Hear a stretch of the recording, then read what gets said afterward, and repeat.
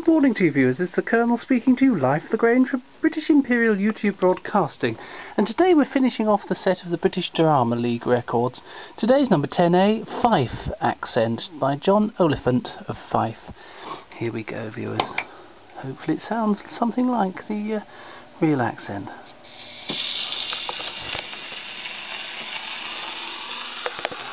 You see I'm recht about that, ladies. The wee lassie coming through the skill yonder for nance to buy her. Now there she's gone down the road through the red gate, on the car-handed side of the way. Silly toffee, what's she thinking of? Just where she'll miss likely chance to find that grumpy, bristled, default fella. We all ken him well enough, dinna we? His name's Thomas, is no? Well, he canna throw bairns. One of the rough side of the old chap's tongue same teacher no the deed again. He's a treasure, I'll warrant. Looks a here is no true. See, you're scooting off fair wee lamb. That's his bet tune for sicker.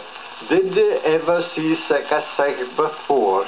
Here comes a skillmaster as we'll hearken to that row.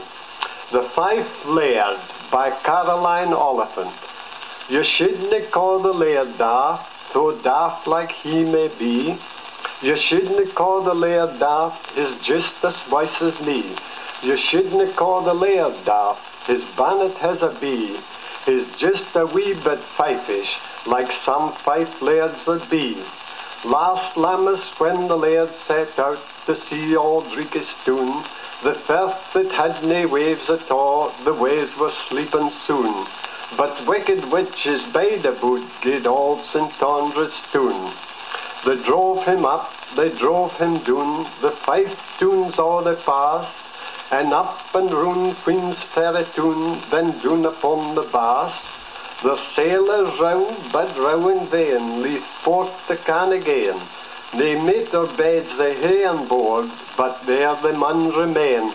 Gae him, the laird cries out, as fast as ye can gang.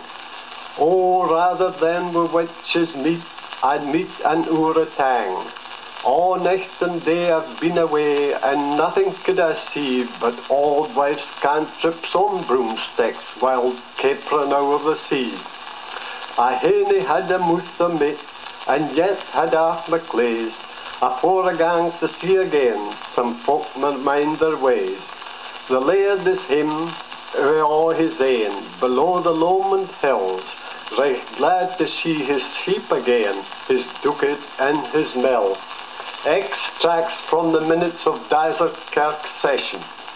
May 5th, 1628. The world day John White compared, and being solemnly sworn, deponed that after a flighting between his wife and Janet Pratt, that the said Janet came to his house and spun on his wife's wheel in her absence, and that thereafter there came a wee white rotten at sundry times and sat on the coo's back. Say that thereafter the could wind of all, that he was forced to get rid of her for little of all that was gaed to him. Janet Pratt was at the time confined in the steeples on the charges of witchcraft. May 25th, 1674. The said day anent a great abuse committed by the tailors in their excessive drinking, ordains them to produce their mortification, and that both it and they themselves be rectified, and new orders be set there anent. May 7th, 1641. Elspeth Innes appeared before the pulpit for being drunk and putting her man to the door in the neck. September 7th, 1640. Effie Mayer appeared on the stool of repentance, and because she keepeth her plaid o'er her head in the time of divine service, she had to begin it all over again. Well, there we go viewers, wasn't that interesting?